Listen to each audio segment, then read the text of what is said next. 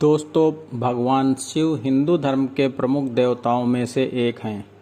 उन्हें त्रिमूर्ति का तीसरा रूप माना जाता है। वे सृष्टि, स्थिति और संहार के साथ ही सुंदरता, समता, धर्म और न्याय के प्रतीक हैं।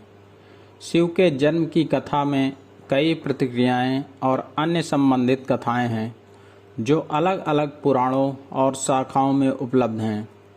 हम सबके प्रिय भगवान शिव का जन्म नहीं हुआ है, वे स्वयंभू हैं, लेकिन पुराणों में उनकी उत्पत्ति का विवरण मिलता है। विष्णु पुराण के अनुसार ब्रह्मा भगवान विष्णु की नाभि कमल से पैदा हुए, जबकि शिव भगवान विष्णु के माथे के तेज से उत्पन्न हुए बताए जाते हैं। विष्णु पुराण के अनुसार माथे के तेज से उत्पन्न होने के कारण ही शिव हमेशा योग मुद्रा में रहते हैं। श्रीमद् भागवत के अनुसार एक बार जब भगवान विष्णु और ब्रह्मा अहंकार से अभिभूत हो स्वयं को श्रेष्ठ बताते हुए लड़ रहे थे, तब एक जलते हुए खंभे से भगवान शिव प्रकट हुए। विष्णु पुराण में वर्णित शिव के जन्म की कहानी शायद भगवान शिव का एकमात्र बाल रूप वर्णन है। इसके अनुसार ब्रह्मा को एक बच्चे की जरूरत थी। उन्होंने इसके लिए तपस्या की। तब अचानक उनकी गोद में रोते हुए बालक शिव प्रकट हुए। ब्रह्मा ने बच्चे से रोने का कारण पूछा तो उसने बड़ी मासूमियत से जवाब दिया कि उसका कोई नाम नहीं है, इसलिए वो रो रहा है। तब ब्रह्मा ने शिव का नाम रुद्र रखा था, जिसका अर्थ होता है रोने वाला। शिव तब भी चुप नहीं हुए, इसलिए ब्रह्मा ने उन्हें दूसरा नाम दिया। पर शिव को नाम पसंद नहीं आया और वे फिर भी चुप नहीं हुए। इस तरह शिव को चुप कराने के लिए ब्रह्मा ने 8 नाम रुद्र, सर्व, भाव, उग्र, भीम, पशुपति, ईशान और महादेव रखे और शिव 8 नामों से जाने गए। शिव पुराण के अनुसार यह नाम पृथ्वी पर लिखे गए थे।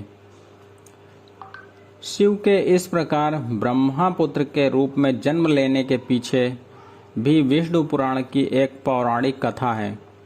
इसके अनुसार जब धरती, आकाश, पाताल समेत पूरा ब्रह्मांड जलमग्न था, तब ब्रह्मा, विष्णु और महेश के सिवा कोई भी देव या प्राणी नहीं था।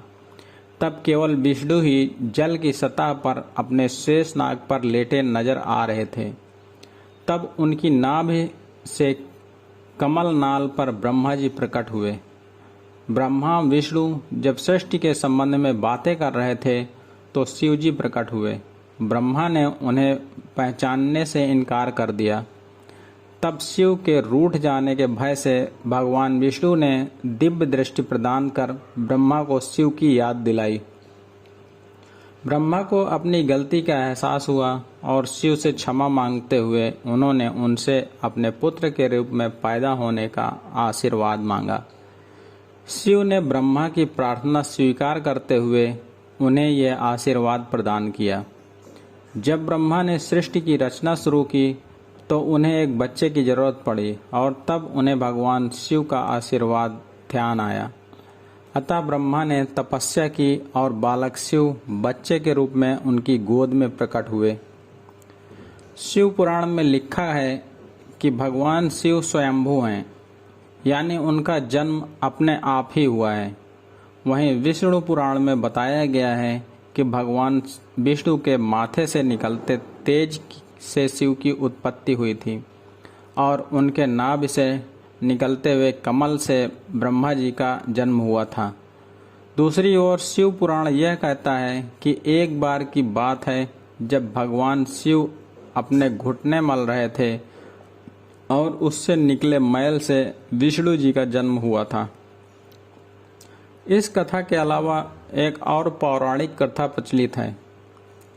बड़े बुजुर्ग बताते हैं कि एक बार की बात है जब भगवान विष्णु और ब्रह्मा जी के बीच इस बात पर बहस छिड़ गई कि सबसे महान कौन है। इस बात को लेकर जब दोनों बहस कर रहे थे तो एक खंभे के रूप में महादेव उनके बीच आ गए। वो दोनों इस रहस्य को समझ नहीं पाए और तभी अचानक एक आवाज़ आई जिसने कहा कि जो भी इस खंभे का छोर ढूंढ लेगा वही सबसे महान कहलाएगा। यह सुनते ही ब्रह्मा जी ने एक पक्षी का रूप लिया और खंभे का ऊपरी हिस्सा ढूंढने निकल गए। वहीं विष्णु जी ने वराह का रूप धारण किया और खंभे का अंत ढूंढने निकल गए। बहुत देर तक खोजने के बाद भी दोनों में से किसी को खंभे का छोर नहीं मिला और दोनों ने हार मान ली। इसके बाद भगवान शिव अपने असली रूप में आ गए। फिर भगवान विष्णु और ब्रह्मा जी ने मान लिया कि वही सबसे महान और शक्तिशाली हैं। यह खंभा उनके न जन्म लेने और न मरने का प्रतीक है। इस कारण ये कहा जाता है कि भगवान शिव स्वयंभू हैं, यानी वह अमर हैं।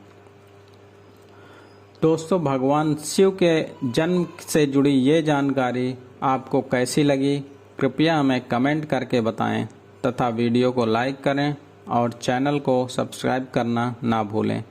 धन्यवाद। जय हिंद।